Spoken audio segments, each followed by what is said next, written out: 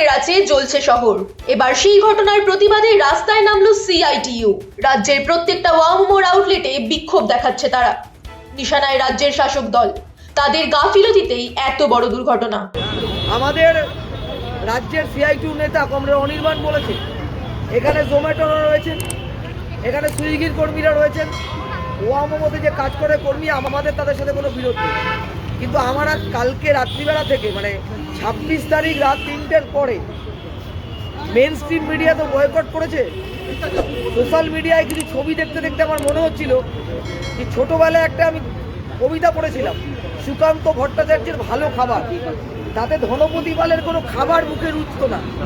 শেষের লাইনটা হচ্ছে তাকে নায়ক বলছে কি খেতে ভাল লাগে, ধনপতি ফিক ফিক করে এসে বলছে সবচেয়ে ভালো খেতে গরিবের রক্ত।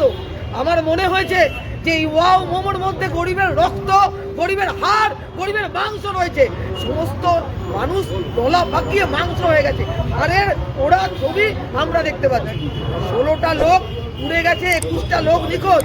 আজকে নাকি বাংলা পক্ষ ব্যানার বার করেছে যে 3 জন নাকি নিখোঁজ, তাকে নাকি ক্ষতিপূরণ দেওয়া হবে। আর আমরা মিডিয়া সারাদিন ধরে কে কার সাথে বিয়ে করলো, কোন খগেন মুর্মুর বউ কোন পার্টিতে গেল, কোন পার্টিতে জয়েন করলো, এ নিয়ে ব্যস্ত। 20টা শ্রমিকের লাশ সেটা দেখাতে আমাদের মিডিয়া ব্যস্ত।